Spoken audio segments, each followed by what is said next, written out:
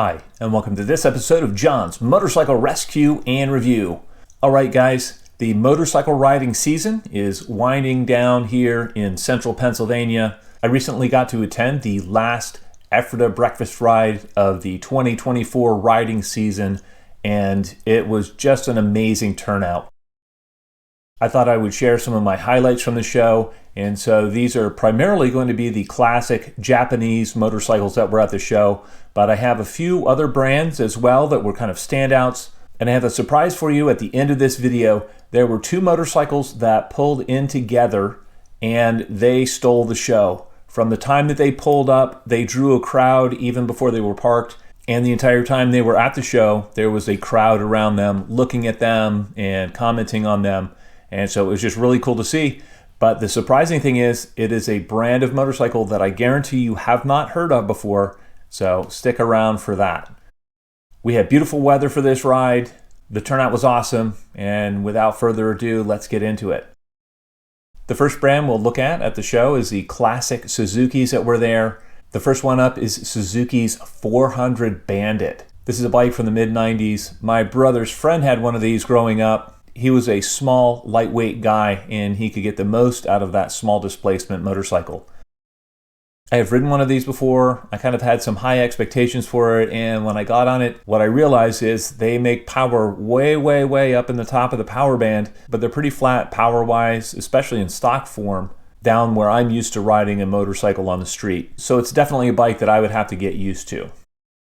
The next bike up is the iconic Suzuki first generation GSXR 1100. A lot of people think that the engine in this bike is a derivative of the earlier 1100 and 1150cc Suzuki motors.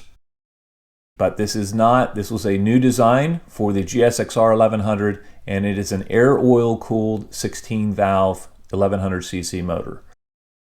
These really set the standard, and they really set the formula for what the hardcore sport bikes would look like in the future. The next bike up is another mid-90s Suzuki superbike, and this time it's the TL1000S. I have previously reviewed Suzuki's TL1000S on this channel, and you can click the link above to view that review. This bike had a reputation for being a widowmaker. In a straight line, it actually outperformed the top line Ducatis of the time, and so it was a very quick bike. Unfortunately, it had some abruptness to the fueling. It also had a propensity to wheelie.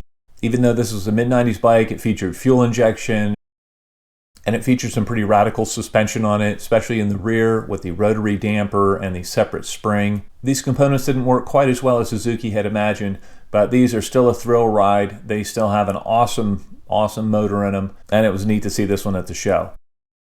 Moving on, there were quite a few of the classic Kawasaki's at the show. The first one up is the iconic 1973 Z1 900 Kawasaki, and this was really the father of the superbikes, the big bore bikes, and it was one of the first four-stroke motorcycles that really had very strong performance to it. Previously, the really quick performance bikes were almost all two-strokes. The 73 is almost all original, so it was really cool to see that one at the show.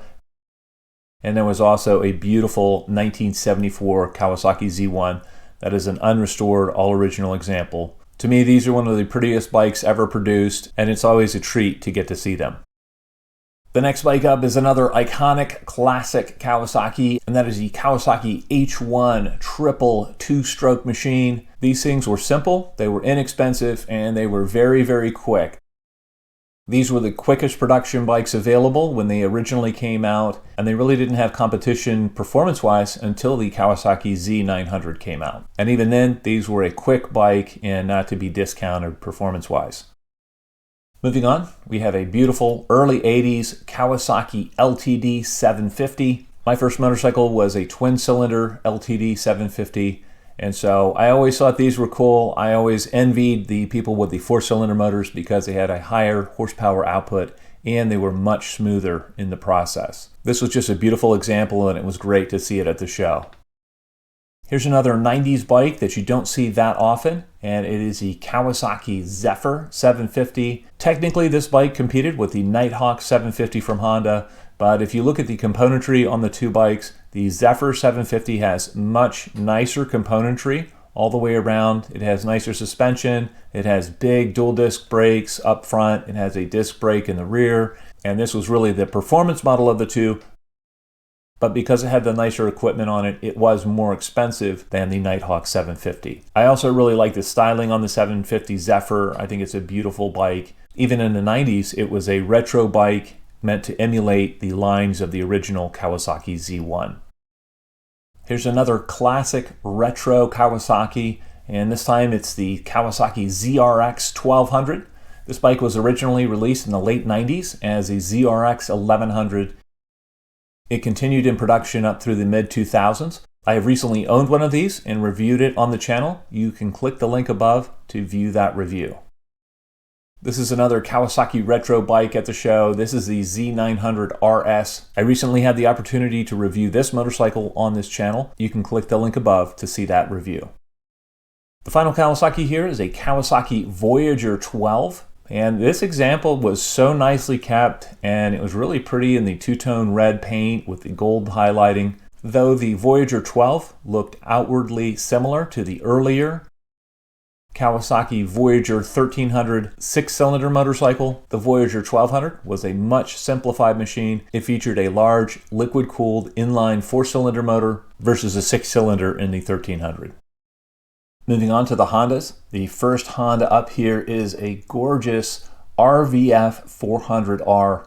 These are such a cool bike. These bikes were not imported to the US, so this is actually technically a gray market bike. I think this bike was originally imported into Canada. This bike has a 16-valve liquid-cooled V4 motor, and the motorcycle itself is very similar in configuration to the VFR 750 from Honda. The nice thing about the V4 motor that's found in this bike is that it has a little bit more torque in the lower RPM range than some of the inline four cylinders in this class, and it makes this bike a little bit easier to ride on the road. As I said before, with the Suzuki Bandit 400, the 400cc machines were bikes that really require you to rev them higher in the rev range if you're riding them briskly on the street. But this is such a cool looking example. These are a great sounding motorcycle, and I would love to feature one of these on the channel in the future. The next classic Honda is a 1980 CB750 Custom. I have previously featured a bunch of the CB900 Customs on this channel, and even though the CB900 Custom was the flagship model of the Honda Custom line, the 750 Custom was actually a little bit quicker than the 900 due to its lighter weight and simpler chain drive. Another super cool Honda at the show was this CX650 Turbo. This one is considered to be the pinnacle of Honda's turbo bikes. It was a much better, much simpler bike than the CX500 Turbo. I talked to the owner of this bike, and it's kind of a cool story. His grandfather used to own this bike, and so he recently inherited it, and this was the first time he has taken it out in public to a show. So it was a real treat to get to see this bike. Most people don't realize that in the early 80s, both Kawasaki and Honda had fuel-injected motorcycle models, and the CX500 and CX650 Turbo bikes were fuel-injected as well. Though the CX650 Turbo was not as quick as Kawasaki's GPZ 750 Turbo, it was considered to be a very nice daily driver and a very nice mid-sized motorcycle. It's a cool bike, and it's very enjoyable once that turbo spools up and the power kind of comes in strong at about 4,000 RPM. Here we have a Honda CBR 1000RR. I always thought these were a great looking motorcycle, and I also think they are the easiest to ride of the mid-2000s big bore super bikes. I've owned several of these, and though these are technically the slowest of the super bikes of that era, they are by far the most intuitive and easy to ride, and I think most people would go quicker on one of these than they could on an equivalent year ZX10 or R1. Next up is this beautiful little CB550F Super Sport. I have previously reviewed this motorcycle on this channel. You can click the link above to watch that video. I've always thought these were such a nicely styled machine, and I actually prefer riding these over riding the CB750 of the time. Here's another classic 80s touring bike.